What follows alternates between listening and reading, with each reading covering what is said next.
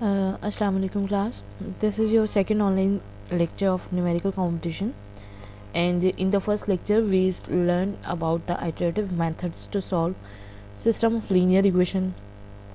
And that was iterative method, and we discussed there are two methods.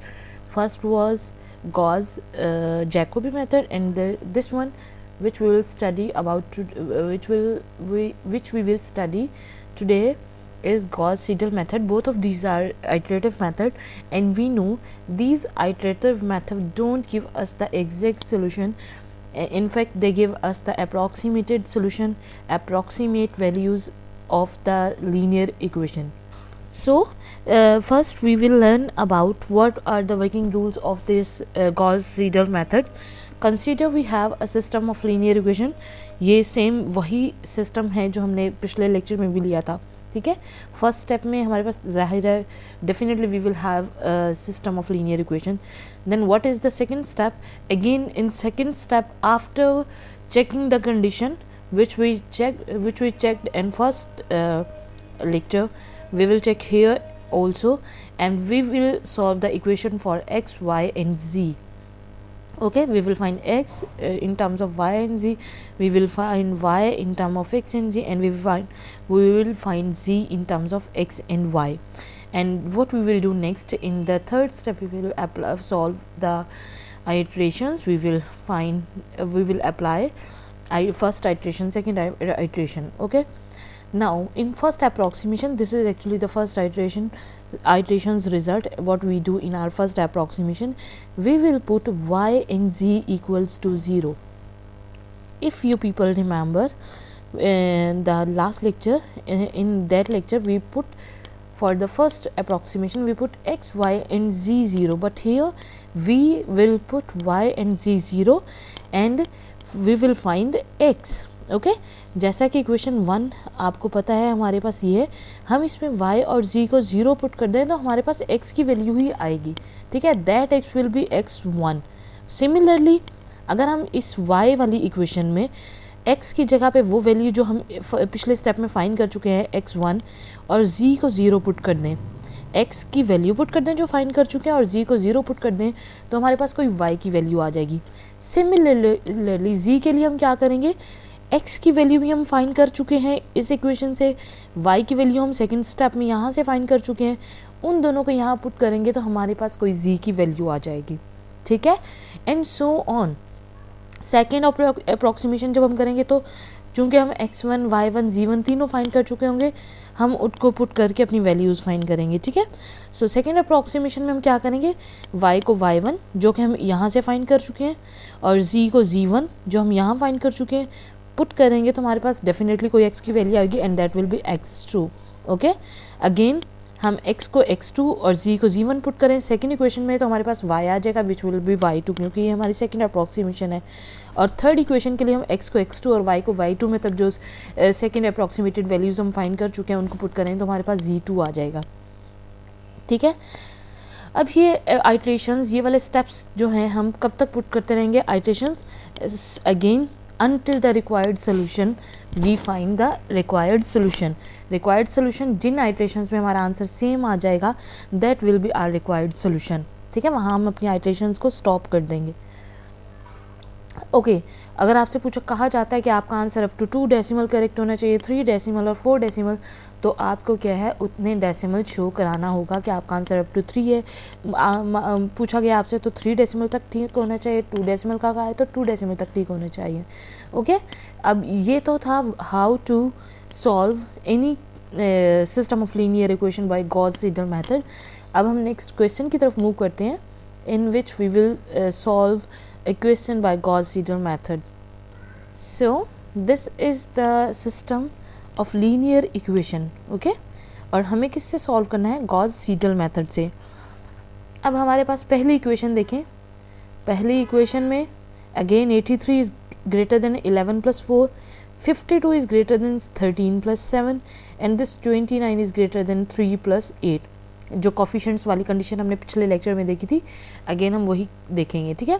So first what we will do in our solution, identify by their coefficients. Coefficients को देख के ही तो हमें पता चलेगा, हो सकता है इस इक्वेशन में एक्स का कोफिशिएंट बड़ा होता तो हम इस इक्वेशन को एक्स के लिए सॉल्व करते, लेकिन चूंकि यहाँ पे बड़ा है जैसे पिछले क्वेश्चन में था, तो हम इसी को एक्स के लिए सॉल्व करेंगे, ठीक है। सो पहले हमें देखने होंगे कोफिशिएंट्स को, फिर हम आइडेंटिफाई करेंगे which equation would be solve for x and which equation would be solve for y and which equation would be solve for z. जब हम तीनों इक्वेशंस को आइडेंटिफाई कर लेंगे, हम तीनों को लिखेंगे x is equal to 1/83 into 95 minus 11y plus 4z। Similarly हमने y की इक्वेशन बनाई और z की इक्वेशन बना ली, ठीक है। x y कंडीशन चेक करने के बाद हमने x y और z को इक्वेशन की शक्ल में बना लिया है। अब हम इन तीनों को नाम देंगे 1, 2 और 3। तीन इक्वेशंस हैं, क्योंकि हमें अप्रॉक्सीमेशन में x के लिए इस इक्वेशन में पुट करना है y z को, और y के लिए इसमें और z के लिए इसमें। So what, let's move towards our first approximation.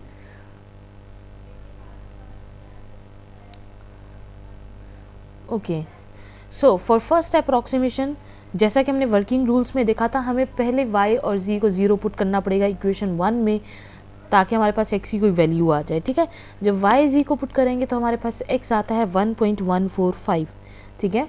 फिर सेकंड में हम क्या करते हैं, x को जो वैल्यू हम फाइंड कर चुके होते हैं x1, उसको पुट करना है, z को 0 पुट करेंगे, हमारे पास कोई y आ जाएगा। सिमिलरली z के लिए हम क्या करेंगे, x की वैल्यू जो हम फाइंड कर चुके हैं, y की वैल्यू जो हम फाइंड कर चुके हैं, उनको पुट करेंगे इक्वेशन 3 में, हमारे पास z आ जाएगा, ठीक है। सो हमारे पास ये x, y और z की वैल्यूज़ आ जाएंगी, और फिर हम अपनी सेकेंड अप्रॉक्सीमेशन की तरफ चलेंगे।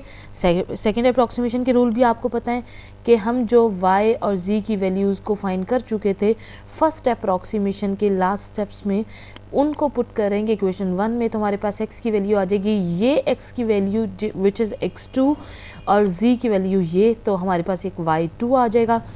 इस y और इस z को यूज़ करते हुए हमारे पास, सॉरी x को यूज़ करते हुए हमारे पास एक z आ जाएगा, दैट इज़ z2, ठीक है। ये हमारे पास सेकेंड अप्रॉक्सीमेशन है। फर्स्ट अप्रॉक्सीमेशन में हमारा आंसर कुछ और था, सेकंड में कुछ और आ गया है। सिमिलरली हम इसको थर्ड अप्रॉक्सीमेशन के लिए सॉल्व करते हैं, तो हमारे पास आंसर आता है 1.051, y आता है 1.344 एंड z आता है 1.969। देखें, ठीक है, यहाँ से और इस अप्रॉक्सीमेशन में फ़र्क है। अगेन हमें फोर्थ अप्रॉक्सीमेशन की तरफ जाना पड़ेगा। जब हम फोर्थ अप्रॉक्सीमेशन की तरफ जाते हैं तो देखें हमारी थर्ड अप्रॉक्सीमेशन और फोर्थ अप्रॉक्सीमेशन सेम आंसर देती है। इसका मतलब क्या है, this is our required approximate solution, okay, and this is correct up to 3 decimal, 0.051, 0.334, 0.344, 0.969, 0.051, 0.344 and 0.969. So in third approximation and fourth approximation we have the same values of x, y and z. So this is the approximate or required solution of system of linear equation which we were given in the question, okay, and so this is the required approximate solution, correct up to 3 decimal. यहाँ पे लिखा हुआ है correct up to 3 decimal. Okay, so student, ये हमारे पास क्या था, सेकेंड मेथड था to solve system of linear equation by iterative methods, ठीक है। हमने 2 मेथड्स किए थे जिनमें लीनियर एक सिस्टम में एग्जैक्ट सोल्यूशन दिए थे, Gauss elimination and Gauss elimination and Crout factorisation.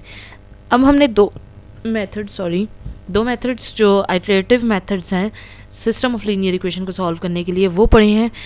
पहला पढ़ा था हमने पिछले लेक्चर में गॉस जैकोबी मेथड, और ये वाला हमने पढ़ा है अभी गॉस सीडल मेथड, ठीक है student. So this was all about how to solve system of linear equation. पहले हमने देखे थे नॉन लीनियर इक्वेशंस कौन सी होती हैं और उनको हम किस किस मेथड से कैसे सॉल्व कर सकते हैं। फिर हमने देखी कि लीनियर इक्वेशंस कौन सी होती हैं और उनको हम किस किस मेथड से सॉल्व कर सकते हैं फॉर एग्जैक्ट सोल्यूशन और फॉर अप्रॉक्सीमेट सोल्यूशन, ठीक है। नेक्स्ट टाइम में हमारे ये टॉपिक्स ख़त्म हो गया, हम नए टॉपिक शुरू करेंगे। Thank you class.